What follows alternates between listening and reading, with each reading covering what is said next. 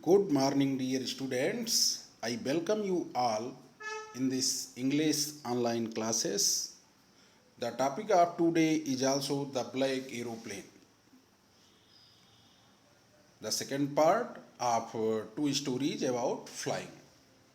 Students, हम लोग इस चैप्टर के बारे में पहले भी बहुत सारी चीज़ें पढ़ चुके हैं. आज हम उसके आगे पढ़ते हैं और देखते हैं कि आगे क्या होता है.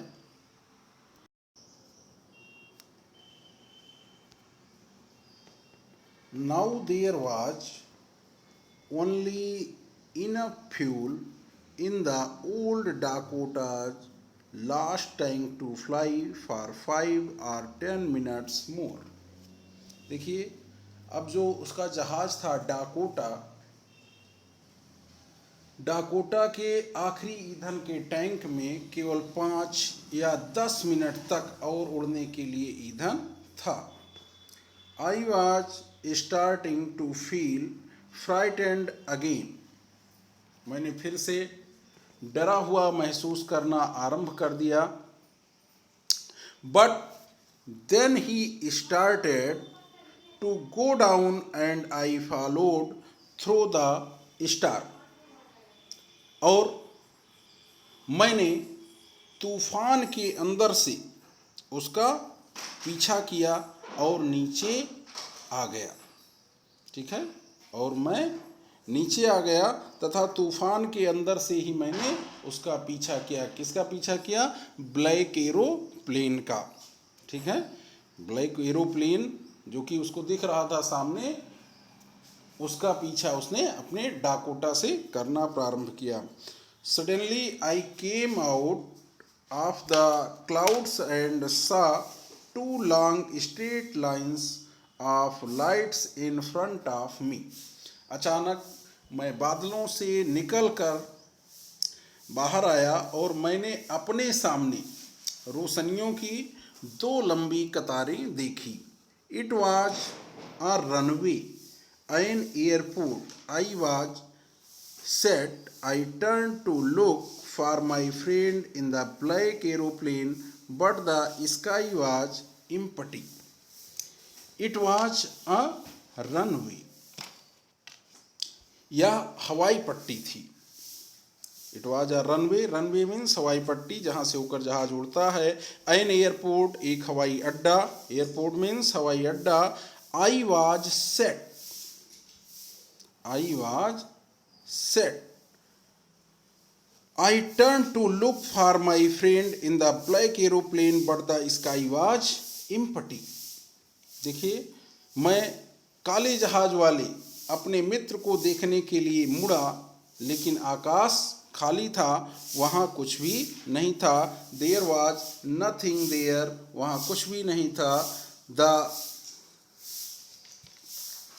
black aeroplane was gone.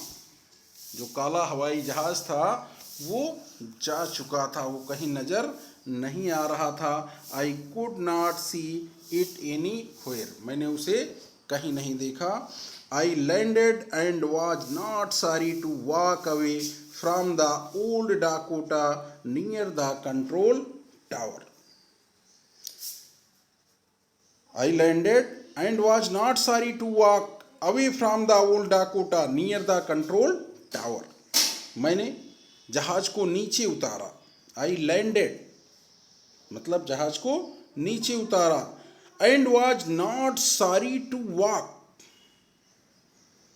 और मुझे उससे उतर कर जाने का अफसोस नहीं था. Away from the old Dakota near the control tower. नियंत्रण केंद्र की तरफ, मतलब मैंने जहाज को नीचे उतारा और मुझे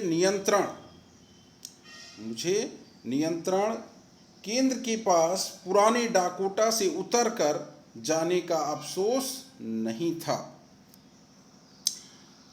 कंट्रोल टावर के पास जाने का अफसोस नहीं था. I went and asked a woman in the control centre where I was and who the other pilot was. I went मैं नीचे उतर कर गया.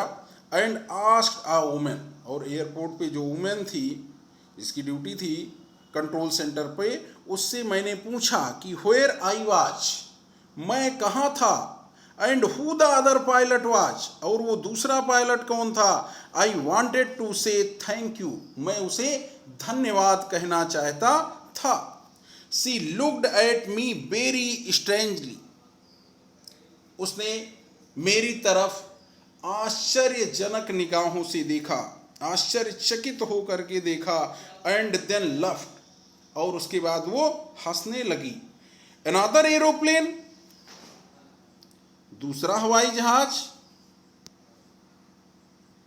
Up there in this storm, दूसरा हवाई जहाज up there in this storm, ऊपर इस तूफान में। No other aeroplane were flying tonight, no other aeroplanes were flying tonight, नहीं, आज रात कोई अन्य हवाई जहाज उड़ा ही नहीं था। Yours was the only one I could see on the radar, केवल आपका हवाई जहाज ऐसा था जिसको कि रडार पे देखा जा सकता था। So who helped me to arrive there safely without a compass or a radio and without any more fuel in my tanks? तो वहाँ पर बिना कंपास के, अर्थात बिना दिशा सूचक यंत्र के, बिना रेडियो के, और मेरे फ्यूल टैंक में बिना पर्याप्त फ्यूल के मेरी सहायता किसने की। Who was the pilot on the strange black aeroplane, उस अजीब काले जहाज का पायलट कौन था। Flying in the storm without lights, जो कि बिना लाइट्स के स्टार में, तूफान में अपने जहाज को उड़ा रहा था। जिसने मेरी सहायता की वो कौन था। Okay students, thanks. इसी के साथ ये चैप्टर समाप्त होता है।